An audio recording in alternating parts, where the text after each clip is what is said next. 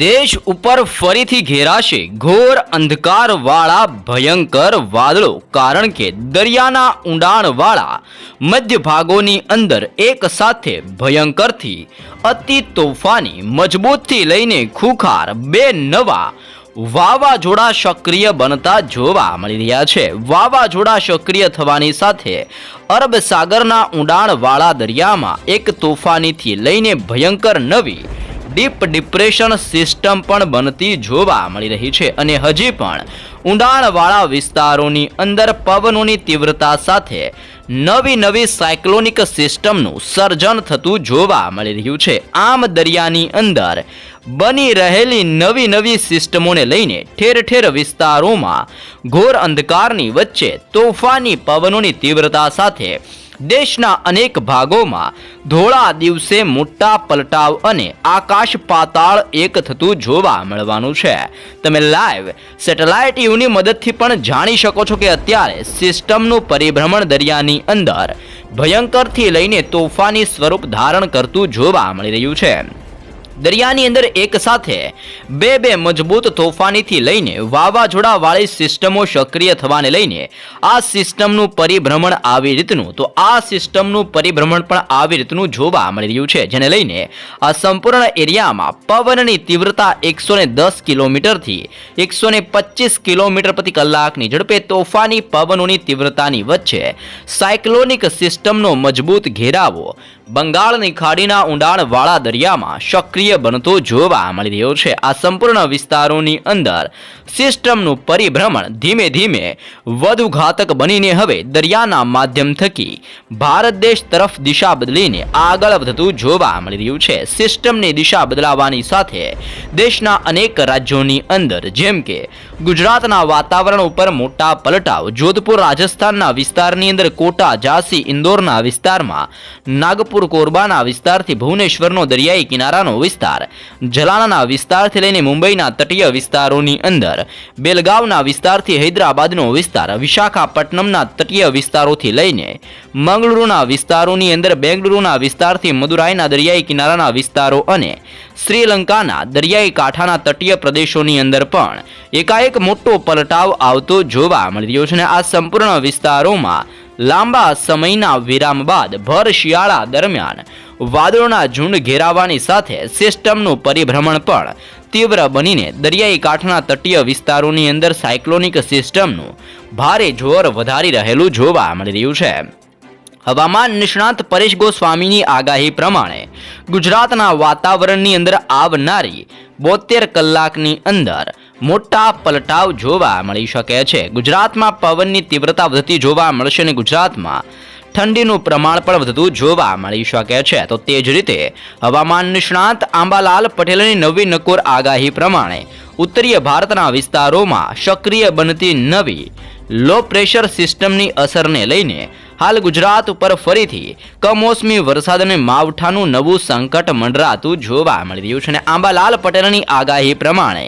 ગુજરાત રાજ્યની અંદર આગામી 7 દિવસોની અંદર મોટા પલટાવ આવતા હોય તેમ ગુજરાતના ભિન્ન પંથકોની અંદર પવનની તીવ્રતાની અંદર વધારા સાથે ઠંડીના પ્રમાણની અંદર જોર વધવાની સાથે કચ્છનો વિસ્તાર, ઉત્તર ગુજરાત, સૌરાષ્ટ્ર, મધ્ય ગુજરાત અને દક્ષિણ ગુજરાતના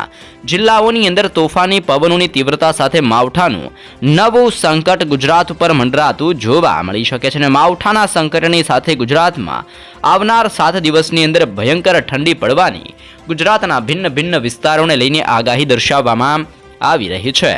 દરિયાની અંદર તોફાની પવનોની તીવ્રતા સાથે જે રીતે સાયક્લોનિક સિસ્ટમનો મજબૂત ઘેરાવો ભયંકર સ્વરૂપ ધારણ કરતો જોવા મળી રહ્યો છે, જેને લઈને હાલ દરિયાની અંદર ઉથલ પાથલ સર્જાતી જોવા મળી રહી છે અને ઠેર પંથકોની અંદર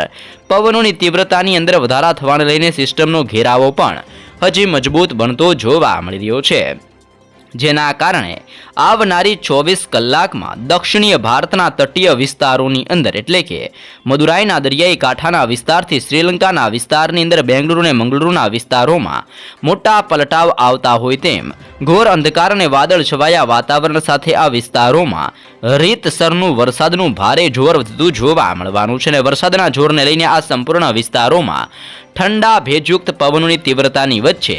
મેઘરાજા ભર શિયાળા દરમિયાન ભૂક્કા બોલાવતા હોય તેમ દક્ષિણી ભારતના તટીય વિસ્તારોની અંદર માવઠાનું સંકટ વધતું જોવા મળી શકે છે. જોકે હાલ ગુજરાતના દરિયાઈ કિનારાના વિસ્તારોની અંદર પણ ઘોર અંધકારની સાથે દક્ષિણી ગુજરાતનો વિસ્તાર અને સૌરાષ્ટ્રના તટીય વિસ્તારોમાં વાદળોના ઝુંડની વચ્ચે હવે ઠંડી અને તોફાની પવનોની સાથે માવઠાનું સંકટ વધતું જોવા મળી રહ્યું છે. જેમાં આવનારી 48 કલાકની અંદર દક્ષિણી ગુજરાતની અંદર જાંબુસરનો વિસ્તાર, કરજણના વિસ્તારથી ડભોઈના ભિન્ન ભિન્ન ક્ષેત્રોની અંદર, સિનોર ભરૂચના વિસ્તારથી દહેજના પંથકોની અંદર, ડેડિયાપાડાના વિસ્તારથી ઉમરપાડા, વાંકલના વિસ્તારથી કોસંબાના વિસ્તારોની અંદર, સુરતના વિસ્તારથી લઈને બારડોલી અને વ્યારાનો વિસ્તાર, નવસારીના પંથકોથી લઈને બિલ્લીમોરાના વિસ્તારની અંદર, વલસાડના વિસ્તારથી આહવા, સાપુતારા અને વલસાડના વિસ્તારથી વાપીના વિસ્તારોમાં મોટા પલટાવ આવતા હોય તેમ દક્ષિણી ગુજરાતના સંપૂર્ણ વિસ્તારોની અંદર ઘોર અંધકારની વચ્ચે વાદળોના તીવ્ર ઝુંડ છવાતા હવે દક્ષિણી ગુજરાતના વિસ્તારો ઉપર જોવા મળી શકે છે. અને તમે લાઈવ જોઈ શકો છો દક્ષિણી ગુજરાતના વિસ્તારોની અંદર ઠંડીનું પ્રમાણ 18 ડિગ્રીથી 19 ડિગ્રી સેલ્સિયસ સુધીનું દર્શાવવામાં આવી રહ્યું છે. અને હજી પણ આવનાર 3 દિવસની અંદર ભયંકર ઠંડી દક્ષિણ ગુજરાતના જિલ્લાઓમાં વધતી જોવા મળવાની છે. આમ દક્ષિણ ગુજરાતની અંદર દિવસે ને દિવસે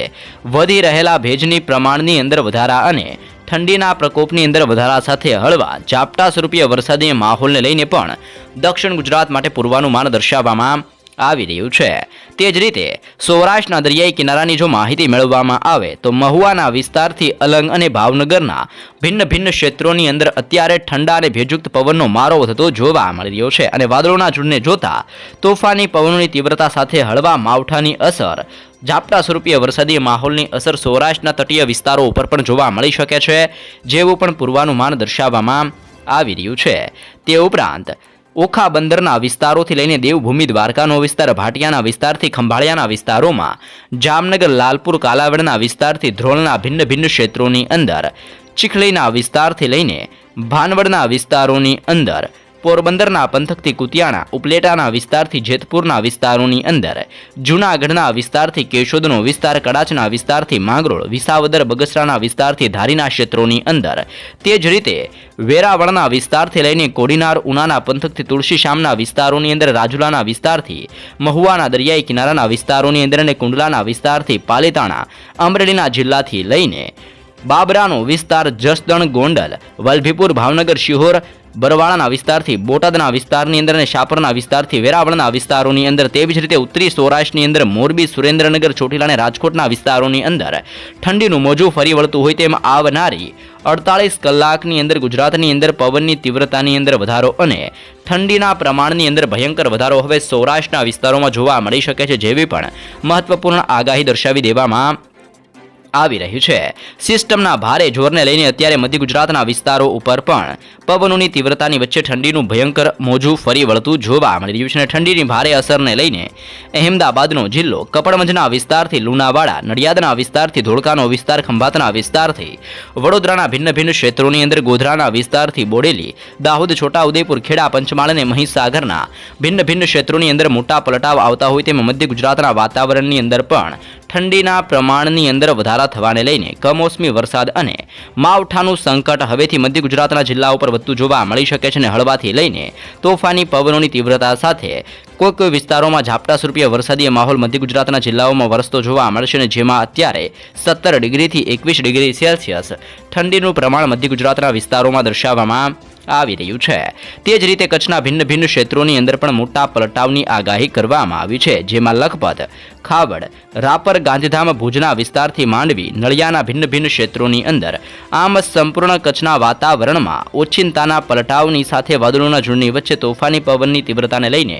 કચ્છ ઉપર ફરીથી હલચલ વધવાને લઈને હવેથી પવનની ગતિવિધિઓ કચ્છ ઉપર જોર દર્શાવતી હોય તેમ ઠંડીનું પ્રમાણ કચ્છની અંદર વધતું જોવા મળી શકે છે. ઉત્તરીય ગુજરાતના જિલ્લાઓ કે જે રાજસ્થાનની સરહદને અડીને આવેલા છે, જેમાં બનાસકાંઠા, સાબરકાંઠા, અરવલ્લી, પાટણ, મહેસાણા અને ગાંધીનગરના ભિન્ન ભિન્ન ક્ષેત્રોની અંદર મોટા પલટાવ આવવાની સાથે ગુજરાતની અંદર આવનાર 3 દિવસની અંદર ઠંડીનું મોજું ફરી વળીને ભારે જોર દર્શાવતું હોય તેમ ગુજરાત ઉપર કમોસમી વરસાદ અને માવઠાનું નવું સંકટ હવેથી આગામી 72 કલાકની અંદર ગુજરાતમાં મંડરાતું જોવા મળી શકે છે.